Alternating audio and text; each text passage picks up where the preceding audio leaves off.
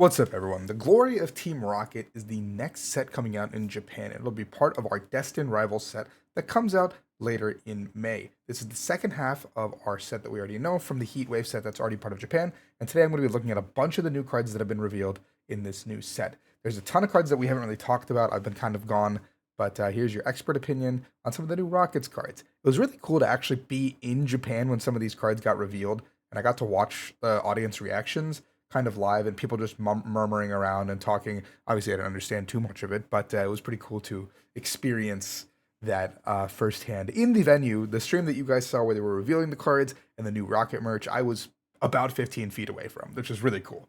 So, without further ado, let's jump into some of these new cards, kind of talk about them and my honest thoughts on them. Shout out to Jack for putting together these proxies. So, it's super nice to look at when I'm doing these card reviews. So first off, we have the Rocket Spidops. Obviously, this is like the trainer's Pokemon continuing onwards, but Rocket is an overarching theme as opposed to like Rocket's admin something, Rocket's admin, or like Rocket's leader, whatever. It's just all Rocket's Pokemon, so all Rocket's Pokemon fall under the same banner, which is kind of cool. So we have a lot more that we can work with as opposed to like four different trainers Pokemon branching out, which I think is neat. We have Rocket Spidops. Once during your turn, you may charge a basic energy from your discard pile to this Pokemon, which is pretty good. Obviously, there's some synergy to be done with other like grass types and stuff, etc. It doesn't even say what kind of energy, it just says basic. So it's just you can accelerate and maybe discard and accelerate. Like maybe with Bolt, it could be really good. Or like you have a couple of Spidops in your Bolt deck, so it can just keep powering up your board, and then you just go from there. You have Rocket's Moltres EX with a 220 HP, and has the first attack Flame Barrier, while fire double colors during your turn. Your opponent's next turn, your opponent takes 50 less. This Pokemon takes 50 less, which is like whatever, right? Like 110 and 50 less is like okay. It makes a beefy 270. A little bit of a stopgap. And then Evil Burn is a really cool attack with fire, triple colorless. Discard one Team Rocket's energy from this Pokemon, so it has to be attached, meaning one of your four potential Team Rocket's energy has to be attached to this Pokemon. If you do, discard your opponent's Pokemon active and all cards attached to it, which is a little ridiculous to just kind of pop the Pokemon and discard it. So I think there's some potential for this in some sort of a like late game comeback control deck because you can play like counter gain Rocket's energy and then an attachment. That's your attachments for the situation, and then boom, a Pokemon is gone. It's deleted. It's off the map, and then you can continue to do this until your Rocket's energies are gone, really. So we have the Torchic, we have the Blaziken line, which doesn't really have anything important. It's got Infernal Legs, which is 120, 120 snipe. But obviously, Shaman does get introduced in Heatwave, so sniping gets significantly less important, especially on a stage 2. Then we have Rocket's Articuno, which this card is really cool. Resistance Veil prevents all effects of opponents' Pokemon's attacks done to your basic Team Rocket's Pokemon in play. They are really giving Team Rocket's cards all the juice basically, because now you have your basic Pokemon are prevented from all effects of attacks, meaning something like this, like Evil Burn, basically can't happen. Something like Mewtwo, or sorry, not Mewtwo, Dragapult EX's damage can't happen. So it's basically just giving the kit, the whole kitchen sink to the Rocket package, which I like. And obviously Pokemon's trying very, very hard to make this work, it looks like, from the cards I've already seen. We have the Clamperl, we have the Huntail. When this one of your water Pokemon is knocked out, you may attach basic energy to your hand, put all the basic energy in your hand instead of the discard pile, which is kind of funny because then you have the Gorbis, which is Crescendo Wave, which is 30 for each water energy attached to this Pokemon, and you can attach as many as you want from your hand to this Pokemon. So basically, each turn you're like a Chanpao and Baxcalibur all in one, where you're just like, let me do a bajillion damage and pop you, and then your board is Huntels and Gorbises. So then at that point, you can just keep chaining them. But the problem is obviously both of them evolve from the same Pokemon, Clamperl, so it's a little bit tougher to kind of get off the ground. But this is like a funny little strategy I think that can work. Then we have Satitan EX, massive behemoth, 300 HP, snow cover. Whenever your opponent plays an item or support a card from their hand, prevent all effects done to this Pokemon. So it's got basically the old primal trait, Omega Barrier, which is cool.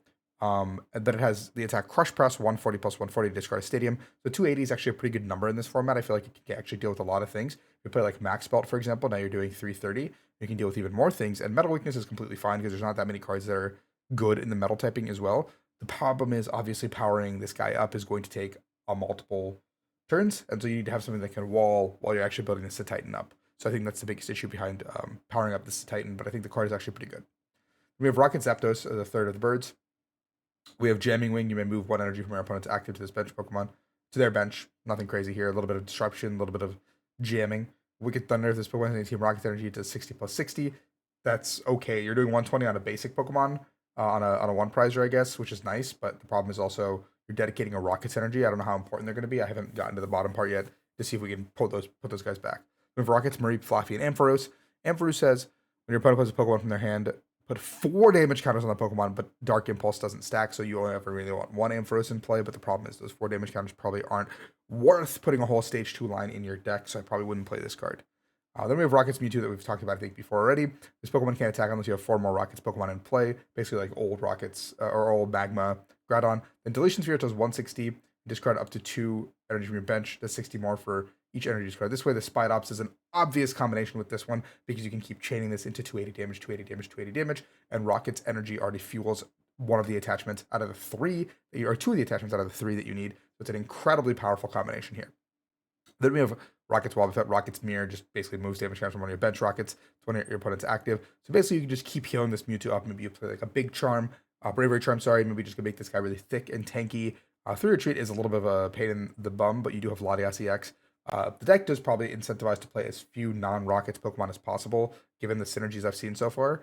But in combination with everything we've been given, it could be really, really good to just like move, like retreat, move damage, keep chaining this, and Rocket's energy can fulfill the Rocket's Wobbuffet effect. So you can just basically clean up one of your attackers immediately. The Annihilate blind isn't anything special. Here you can do 280 if you have 2 damage counters on it. There is a card that actually procs it. It's going to be a really funny card. You guys will see in just a second here.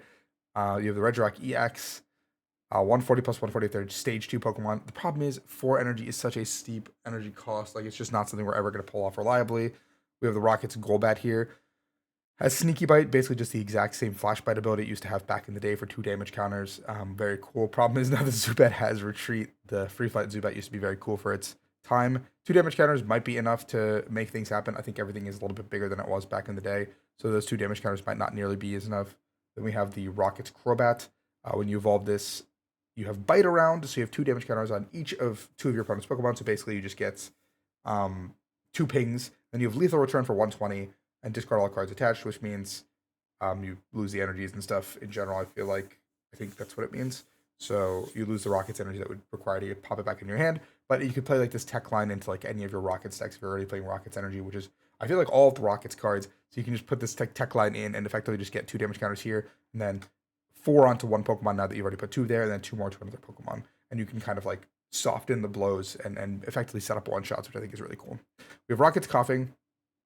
If it's in the active, it takes damage. Search your deck for 2 Pokemon with Coughing and put them on your bench, which is like kind of funny. And then you have the Rockets Wheezing, which is 40 times each Coughing or Wheezing in play. So it's like you're basically just like playing a side Rockets deck. Like, this doesn't really synergize with the rest of the Rockets package, but it's its own little thing, which I think is cool. Then we have Rocket Sneasel. I like expected this card to be broken. I haven't read this one yet, honestly, when they revealed it, but I was like, there's gonna be a Rocket Sneasel. That's a very iconic Pokemon in the world of Pokemon. We've hit the wound 20 to one of your opponent's bench Pokemon for each damage counter already on that Pokemon. So you can start putting damage counters on the board with your Rockets Crobats, and then Rocket Sneasel snipe it. The problem is that Shaman exists, so we can't really go through things that aren't already existing rule boxes, and obviously it doesn't hit Terra Pokemon. So for example, in like Rocket's Mirror, you can try to go for like something that's already damaged, like a Mewtwo or a Crobat or something on the board, or against like decks that just have like a Pheasantipity and Latias in play. Maybe you can chase those down. I guess it incentivizes playing less of those guys, but I think Fez, Latias, Mew, Bear are like the 4 like holy combo to play in this upcoming format. Zamazenta is nothing special. Then we have the Persian, which has the top 10 cards and choose an attack we find there, which I thought was really funny. I think we've talked about this one before. We have the Rockets Porygon here. Reconstitute, discard 2 cards from your hand in order to use the ability. Once your turn, we draw a card. It's pretty good, except for the fact that it is a stage 2, so it's very difficult to use.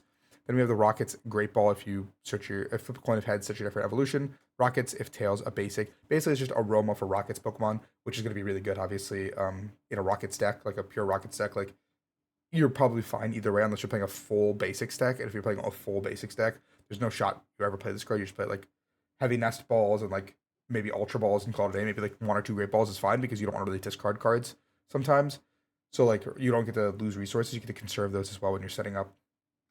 Team Rocket's Venture Bomb is the funny card that I was talking about. Flip a coin if heads, put 2 on your opponent's active. If 2 damage counters anywhere on your opponent's board. If tails, put 2 on your own board. Basically, this can keep stacking up with the Sneasel, the Crobats, and all that stuff. And then you also now can make like a theoretical Donk deck with bombs. Like you can just throw these bombs into like a Petulant Donk deck or something, and now you have extra damage counters to work with in theory.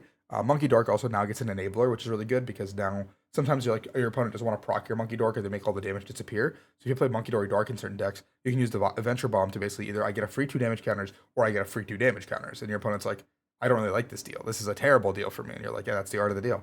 And then you have Team Rocket's Transceiver, which is really cool. Search deck for a supporter with Rocket in its name and put it in your hand. Insane consistency, by the way. Just give this just item that says, hey, I can get any one of my Rocket supporters at any given time in this game. So this is going to be a 4 of in all my Rocket stacks. And then you have Rocket to Ariana, draw cards until you have 5. If all your Pokemon are Rocket, draw until you have 8.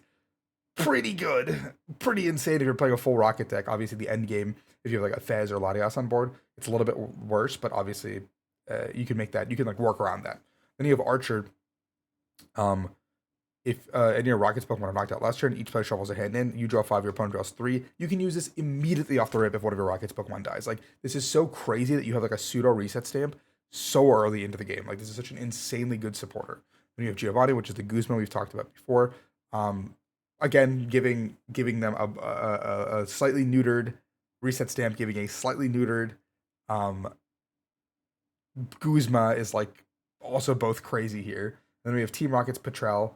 So check for a trainer card, reveal it, put it in your hand. This is actually not that good. I think Patrol's probably like on the lower end. Maybe if you're playing like a slower Rocket strategy, like a control strategy. Because I'm seeing like 2 lines of thought, right? Like one's a really aggressive Mewtwo line, and one's the slower, like control-y line that you can play with the birds. And so if you're playing the bird control strategy, maybe Patrol is pretty good there. And then this card is really, really good. Team Rocket's Proton. You may use this card on your first turn, even going first. Search your deck for 3 basic Rocket Pokemon, put them in your hand, and shuffle your deck. So now you have, let's say you play 3 of these. Let's say 2 even, 2.